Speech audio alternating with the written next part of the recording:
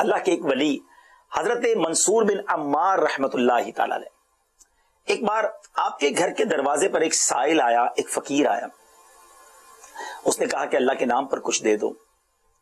آپ کے گھر میں آپ کی زوجہ سے آپ نے پوچھا کہ گھر میں کیا ہے، تو انہوں نے بتایا کہ 4 انڈے ہیں. آپ نے فرمایا کہ 4 انڈے اس غریب کو، اس سائل کو دے دو. آپ کی زوجہ نے وہ انڈے دے دیے. تھوڑی دیر ہوئی تو آپ کے گھر پر دروازے پر دستک ہوئی. ایک دوست آیا انڈوں کی ٹوکری لے کر. آپ نے کہا کہ ذرا گننا کتنے ہیں. تو زوجہ نے کہا کہ صحیح سلامت 30 انڈے ہیں. تو آپ نے کہا کہ یہ کس حساب سے آئے ہیں، ذرا غور سے سنیے گا. یعنی بزرگوں کو یہ کتنا یقین تھا کہ اگر ہم نے اللہ کی راہ میں ایک دیا ہے نا تو انشاءاللہ وہ 10 ملٹیپلائی ہو کر بھی ملنے ہیں، آخرت میں تو جو ملنا ہی ملنا ہے. فرمایا یہ کس حساب سے آیا. تو پھر آپ کی زوجہ نے کہا 10 جو ہے نا انڈے اور بھی ہیں اس میں، مگر وہ ٹوٹے ہوئے ہیں. جب آپ نے تھوڑی سی معلومات لی کہ جو انڈے دیے گئے تھے نا، تو ناظرین اس میں بھی 3 صحیح سالم تھے، ایک انڈا ٹوٹا ہوا تھا.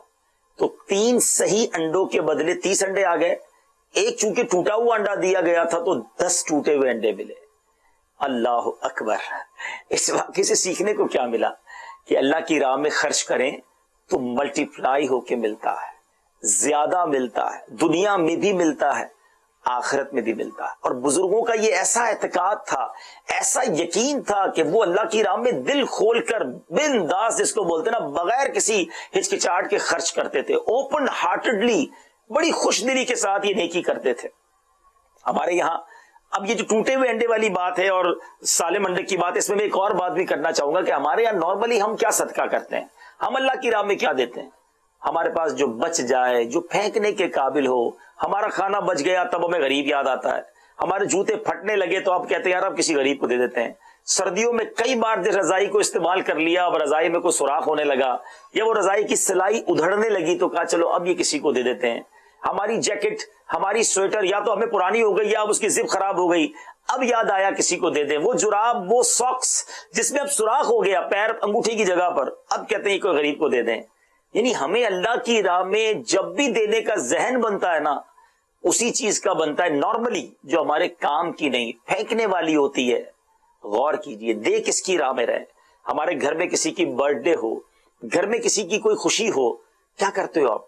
سب سے بہترین چیز اپنے بچے کے لیے لاتے ہیں، اپنی فیملی، اپنے بچوں کی والدہ کے لیے. اپنے اچھی چیز دینی چاہیے اپنے فیملی ممبرز کو. میں یہ نہیں کہتا اپنے دوستوں کے لیے ہم اچھا تحفہ خریدتے ہیں، مگر جب رب کی بارگاہ میں دینا ہے تو گھٹیا پھینکنے والی چیز. دیکھیں اللہ کی بارگاہ میں ہمارے پیسے نہیں پہنچتے، اللہ کی بارگاہ میں ہم کسی غریب کی مدد کرتے ہیں، بیسیکلی وہ نیت پہنچتی ہے کہ بندے کو رب سے محبت ہے یا دنیا سے محبت ہے. اللہ نے خود قرآن میں فرمایا نا، تم ہرگز بھلائی کو نہیں پہنچ سکتے، بھلائی پانی ہے تو جو چیز مجھے پیاری ہے وہ اللہ کی راہ میں دے دیں. پھر دیکھیں اللہ غیب کے خزانوں سے کیسے عطا فرمائے گا. اور بزرگان دین نے یہ سنا اور اس پر عمل کیا. جب یہ آیت کریمہ نازل ہوئی، نبی پاک نے صحابہ کو سنایا. ایک صحابی آئے اپنا بہترین باغ دے دیا، ایک صحابی آئے اپنا بہترین گھوڑا پیش کر دیا، اپنی بہترین چیزیں صحابہ کرام دیتے.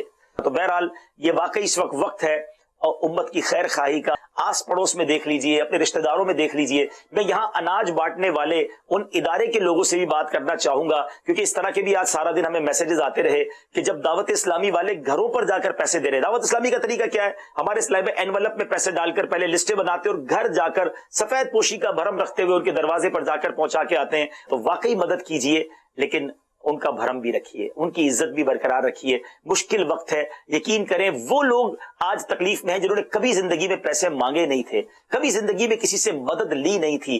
وہ لوگ تھے جو لوگوں کی مدد کرتے تھے، مگر وقت میں، اس کٹھن وقت میں یہ مشکل آ پڑی ہے ان پر، تو ہمارا کام ان کی مدد کرنا بھی ہے، ان کی عزتیں بھی برقرار رکھنا ہے. تو امید کرتا ہوں اس میسج کو عام کریں گے.